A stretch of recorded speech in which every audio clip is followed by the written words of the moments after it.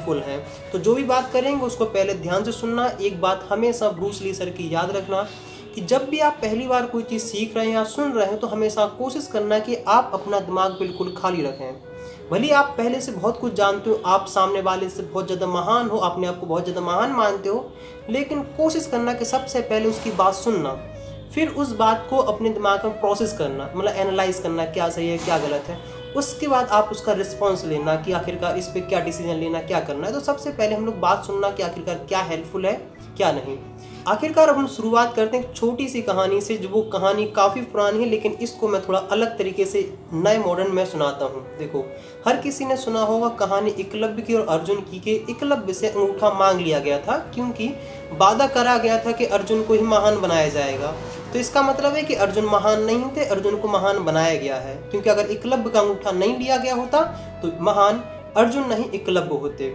और दूसरी बात यह है कि महाभारत में अर्जुन जीते नहीं थे, अर्जुन को जिताया गया था, क्योंकि अगर कर्ण से दान नहीं लिया जाता तो कर्ण ही जीतते। इस बात को थोड़ा हमेशा याद रखना कि मेरा ये है कि आप अपनी लाइफ में कर्ण या एकलव्य बनिए कि जिससे लोग दान मांगे, ना कि आप अर्जुन बने कि दूसरे पर डिपेंड हो। अब समय थोड़ा बदल चुका है, अब कहानी यहाँ से सुनाते हैं। जब हमारा देश आज़ाद हुआ तो कहानी कुछ इस तरीके से हुई कि एक ही परिवार के पास राजनीति आई, क्योंकि वो पुराने से उस चीज़ में कनेक्टेड थे। राजनीति आई तो ये सोच लो कि उन्हीं के परिवार के लोग बनते गए राजा बनते गए। फिर कहानी में ट्विस्ट आता है 2014 में, क्योंकि एकलव्य के पास भी एक एक्सपीरियंस था कि भाई यार ये लोग अंगूठा ले लेते हैं, लेकिन समय बदल चुका था, इस बार अंगूठा नहीं लिया गया था। तो इसका मतलब है कि इस बार आप एकलव्य को नीचे नहीं दबा सकते हैं। मुझे पता है कि आप समझ गए होंगे कि मैं कौन से एकलव्य और कौन से अर्जुन के बारे में बात कर रहा हूँ। तो हमेशा कोशिश करो कि आपको एकलव्य बनना है ना कि अर्जुन, क्योंकि एकलव्य महान है और अर्जुन को महान बनाया गया था। अब तुम्हें इस कहानी से कुछ इस तरीके से सीखना है कि इतना तो तुम जान गए कि एकलव्य महान है, अर्जुन को महान बनाया जा रहा है। तो इस कहानी से तुम्हें इतना याद रखना है कि तुम्हें एकलव्य बनना है। मतलब एकलव्य वो सब स्टूडेंट हैं जो किसी कोचिंग को ज्वाइन नहीं कर रहे हैं, जो सेल्फ स्टडी कर रहे हैं, या फिर जो कहीं से न कहीं से अपना ज्ञान इकट्ठा कर रहे हैं, अपनी नॉलेज इकट्ठी कर रहे हैं। और अर्जुन वो सब स्टूडेंट हैं जो किसी ना किसी का कोर्स ज्वाइन करके रखें, किसी पर डिपेंडेंट हैं। मतलब जो डिपेंडेंट है वो अर्जुन है, जो इंडिपेंडेंट है वो एकलव्य है। और इस बार याद रखना कि इस बार एकलव्य का अंगूठा नहीं लिया जाएगा, इस बार एकलव्य भी महान बनेगा और एकलव्य अर्जुन से कई गुना आगे होगा और कई गुना ज़्यादा सक्सेस अचीव करेगा। लोग कहते हैं कि आखिरकार 12th के बाद जिसका कहीं ना कहीं सिलेक्शन हो जाता है उसके बाद उसकी लाइफ मतलब सेटल हो जाती है। इतना हमेशा याद रखना कि 12th के बाद लाइफ स्टार्ट होती है, उसके साथ 2 एग्ज़ाम होते हैं। एक आपके एकेडमिक मतलब पढ़ाई वाले एग्ज़ाम होते हैं और एक दुनिया ज़िंदगी अपने तरफ से एग्ज़ाम लेती है। तो जो एकलव्य रहता है वो हमेशा हर एग्ज़ाम में पास करता है और अर्जुन को हमेशा किसी न किसी की ज़रूरत लगी रहती है। तो आखिरकार चलो मान लो तुम अर्जुन हो, तो आखिरकार अर्जुन को और महान कैसे बनाया जाए, और अगर आप तुम एकलव्य हो, एकलव्य की कैटेगरी में हो, तो आखिरकार अपने आप को और कैसे महान बनाया जाए। तो हमेशा याद रखना किसी भी कंपटीशन निकालने के लिए कुछ इंपॉर्टेंट बात होती है। सबसे पहली बात जो होती है वो होती है कि आपके पास लेक्चर, मतलब आपको कोई ना कोई पढ़ाने वाला हो। दूसरी इंपॉर्टेंट होती है कि आपके पास बुक्स होनी चाहिए। जिस भी आप कंपटीशन एग्जाम की प्रिपरेशन कर रहे हैं तो उसकी बुक्स होनी चाहिए और उसका आपको सिलेबस मालूम होना चाहिए, वो कौन से लेवल की होनी चाहिए। और तीसरी बात सबसे इम्पोर्टेंट फैक्टर है जिसका नाम है गाइडेंस, कि आखिरकार आप किसी ना किसी के गाइडेंस में रहिए। देखो मैं रियल बात बताऊं कि आज तक मैंने ऐसी कोई, मैं बहुत लोगों के बारे में पढ़ता रहता हूं, लेकिन मैंने आज तक ऐसा कोई महान व्यक्ति नहीं ढूंढ पाया है कि जिसका कोई गुरु ना हो। यहाँ तक कि कृष्ण भगवान स्वयं जो भगवान थे, 16 कलाएँ थी, उनको भी अपने गुरु बनाना पड़ा। मतलब कोई ना कोई तुम्हारी लाइफ में मेंटर होना चाहिए जो तुम्हें गाइड कर सके आखिरकार तुम्हें कौन से रास्ते से निकलना है। तो मैं कहता हूँ कि कंपटीशन एग्जाम निकालने के लिए सिर्फ 20% मैटर करता है कि आपको कितनी नॉलेज है, 80% मैटर करता है कि आपको पास कितनी सॉफ्ट स्किल है, मतलब आप किस तरीके से प्रेशर हैंडल करते हैं, किस तरीके से आपका अप्रोच होता है, किस तरीके से आप क्वेश्चन को सोचते हैं। और मैं हमेशा कहता हूँ कि मैं कभी पढ़ाता नहीं हूँ, मैं हमेशा इस चीज़ पर फोकस करता हूँ कि आपको कैसे पढ़ना सीखना है। वो बात अलग है कि मैं फिजिक्स, केमिस्ट्री, मैथ तीनों सब्जेक्ट पढ़ाता हूँ, लेकिन मैं हमेशा इस चीज़ से फोकस करता हूँ कि मैं कुछ ऐसा बताऊँ आपको कि आप खुद पढ़ें, आप खुद न्यूमेरिकल लगाएं, आप खुद क्वेश्चन सॉल्व करें। वो इम्पोर्टेंट बात है। आपको कॉन्सेप्ट सिखाना हमारा काम है और आपको क्वेश्चन लगाना आपका काम है। अगर आप क्वेश्चन भी टीप रहे हो तो समझ लीजिए आपका कहीं सिलेक्शन नहीं होने वाला है। अगर जिसको विश्वास ना हो तो कभी 95 या 85 से जिसके परसेंटेज आते हैं उनसे पूछना, वो कहेंगे कि यार जो भी हमने अचीव किया वो सेल्फ स्टडी से किया और इन सर की गाइडेंस में किया है। कोई नहीं कहेगा कि आखिरकार मैं इन पर पूरा फुल डिपेंडेंट था, उन सब की हमने हेल्प से किया है। और जो देखना 75 से नीचे जिनकी परसेंटेज आती है वो किसी ना किसी पर तुम्हें डिपेंडेंट ही मिलेंगे और कुछ ना कुछ कोसते रहेंगे कि यार ऐसा हो गया, मैं ऐसा नहीं कर पाया, वैसा नहीं कर पाया। और बचपन से याद रखना कि कोई भी सुपर ब्रेन का नहीं होता पैदा, कि आखिरकार सब कुछ होते हैं, लेकिन मैक्सिमम बच्चे स्टूडेंट ऐसे होते हैं जिनके पास कॉमन ही ब्रेन होता है, उसको डेवलप किया जाता है। ऐसी मेरे पास बहुत सारी बुक्स हैं, जैसे मैंने बताया है कि देखो एक टॉपर स्टडी है कि मतलब रिसेंटली मैं पढ़ रहा हूँ और ये भी काफ़ी इंपॉर्टेंट बुक है, मेमोरी हाउ टू डेवलप या ट्रेन यूज इट। तो ऐसी सब चीज़ों पर फोकस करी। तो आखिरकार मान लीजिए कि आप किसी का कोर्स ज्वाइन करके रखे हैं, तो आखिरकार इसको आप और ज़्यादा कैसे इंक्रीज़ करें, मतलब इसका कैसे ज़्यादा से ज़्यादा बेनिफिट उठाएं। तो सबसे पहली बात याद रखना है कि जो भी आप लेक्चर पढ़ने वाले हो, जो भी आपके वहाँ लेक्चर पढ़ाने वाला है, उसको आप पहले से घर से पढ़ के जाइए, या फिर मान लो आप पहले से उसको पढ़ लीजिए, मतलब जहाँ से ही पढ़ाया जा रहा है और जो भी पढ़ाया जाना है। जैसे मान लो आपको केमिकल बॉन्डिंग पढ़ाई जानी है तो आप केमिकल बॉन्डिंग पहले से पढ़ लीजिए, क्योंकि जब आप लेक्चर ज्वाइन करोगे ना तो आपको उससे ज़्यादा बेनिफिट मिलेगा। दूसरी बात है कि आप मैक्सिमम क्वेश्चन पुटअप करिए। आप ज़्यादा क्वेश्चन सोचिए कि आखिरकार कैसे और क्या हो सकता है, कैसे हो सकता है, मतलब ज़्यादा क्वेश्चन करने हैं। जो भी आपके पास टीचर उससे ज़्यादा से ज़्यादा क्वेश्चन पूछिए। और तीसरी इंपॉर्टेंट बात है कि जो भी आप जिससे पढ़ रहे हो उसके आप बहुत करीब रहिए, कि मतलब वो आपको गाइड कर सके। उस कोचिंग का कोई मतलब नहीं निकलता है कि जहाँ आपको कोई गाइड करने वाला ना हो, क्योंकि ऐसे तो कहीं भी आपको मिल जाएगा, कुछ भी मिल जाएगा। मतलब आपकी लाइफ में एक मेंटर होना बहुत ज़रूरी है जो आपको राइट डायरेक्शन में बता सके। तो इन बातों का याद रखना कि आखिरकार कोई ना कोई तो आपको, क्योंकि जो 80% आपका सिलेक्शन है वो डिपेंड करता है कि आपकी गाइडेंस मतलब सॉफ्ट स्किल आपकी क्या है। अब हम बात करने वाले हैं किसके ऊपर, जो सेल्फ स्टडी कर रहे हैं, जो अपने क्लब में हैं। एकलव्य सबसे महान भाई।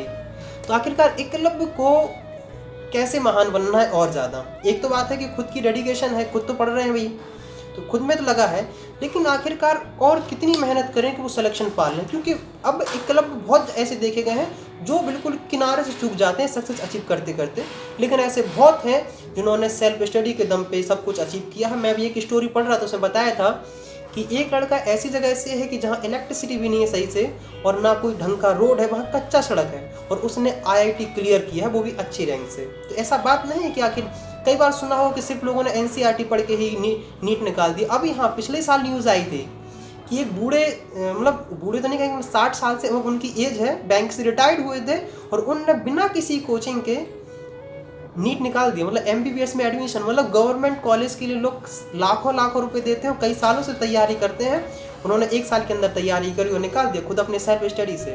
देखो मतलब इतना भी कंपटीशन टफ नहीं है, वो मेंटलिटी आपको चेंज करनी पड़ेगी। तो हाँ, अब बात करते हैं कि सेल्फ स्टडी सबसे बेस्ट स्टडी है। आखिरकार उसको किस तरीके से मतलब रॉकेट बनाएं, आखिरकार कैसे उसको बुलेट ट्रेन बना दें, उसको समझना है। याद रखना कि सबसे बड़ी बात यह है कि आपको सेल्फ स्टडी इस तरीके से करना है कि सबसे पहले पता लगाओ कि आखिरकार आपका जो कंपटीशन उसका सिलेबस क्या है, फिर वो सब बुक इकट्ठी करो जो मतलब उन सब के लिए लेवल की हो। क्योंकि मान लो जो सोच रखा था कि आखिरकार मैं इस कंपटीशन के लिए मतलब इस कोचिंग कितना पैसा दूंगा, उसी पैसे को अपने बचा के रखो और क्या करो, किताबें खरीदो कुछ ज़िंदगी भर के लिए रहेंगी, तो किताबें खरीदी तुमने। अब तीसरी बात आती है कि वो सबसे इम्पोर्टेंट है कि आपको कोई ऐसा मेंटर ढूंढना है। जैसे मान लो फिजिक्स है तो आपको कोई ऐसा फिजिक्स का टीचर ढूंढना है जो आपको बता सके। देखो सबसे बड़ी गलती ऐसी होती है कि हम लोग क्या करते हैं कि सब्जेक्ट किसी से पढ़ते हैं, ज्ञान और किसी से लेने पहुंच जाते हैं, और वो सिर्फ ज्ञान पेलता है, एक साइड सिर्फ सब्जेक्ट पढ़ाता है। मतलब ऐसा कोई कॉम्बो ढूंढो कि जो आपको गाइड भी करे और आपको सब्जेक्ट भी पढ़ाए। जब दोनों चीज़ एक साथ मिलेंगी ना तो कमाल हो जाएगा। ऐसे ही सेम टू सेम काम केमिस्ट्री, फिजिक्स, जो भी आपका सब्जेक्ट हो, क्योंकि जो मेंटर होगा ना वही बताएगा कि आपको केमिकल बॉन्डिंग किस तरीके से पढ़नी है, आपको कितने घंटे पढ़नी है, आपको कैसी रिवाइज करनी है। अकेला सिर्फ जैसे जो ज्ञान दे रहा है ना वो कह रहा है अरे इतना कर लो, ऐसे कर लो, उसे जस्ट पता है कि इतना करा जाता है, उसे नहीं पता कि तुम्हें कैसे करना है। तो मेंटर खोजो।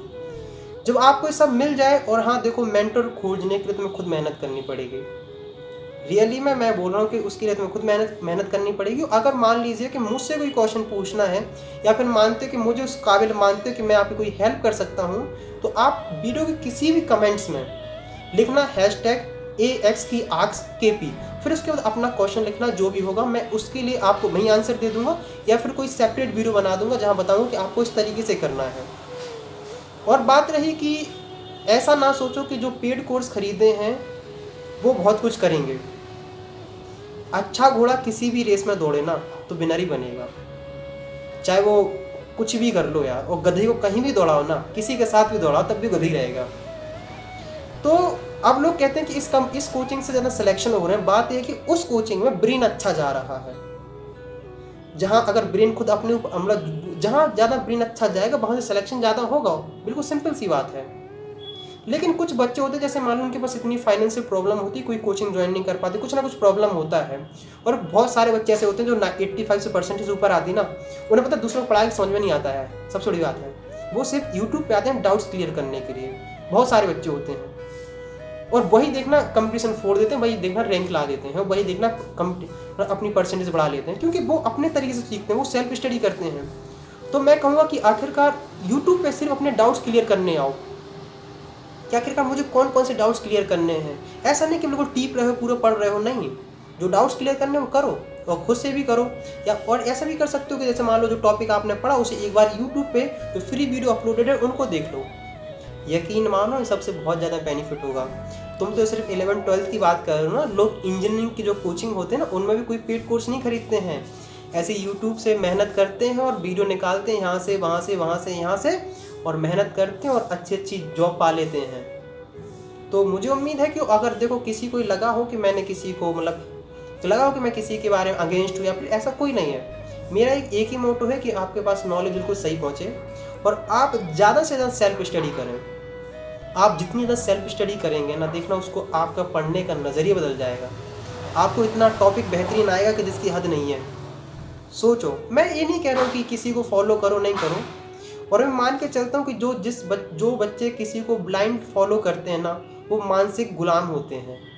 मैं भी नहीं कहता हूँ कि मेरी सब बातें मानो, मैं नहीं कहता हूँ भाई, कभी भी नहीं। मैं कभी नहीं कहता हूँ किसी से कि जो मैं कर रहा हूँ सत्य है। सुनो, एनालाइज करो, उसे चेक करो, फिर उस पर डिसीजन लो। लेकिन अगर मैं कह रहा हूँ बेटा पढ़ो, तो फिर पढ़ो यार। तो मैं कहता हूँ कि पार्थ, पेन एंड कॉपी उठा लो, अब युद्ध करते हैं। जय हिंद, ऑल द बेस्ट।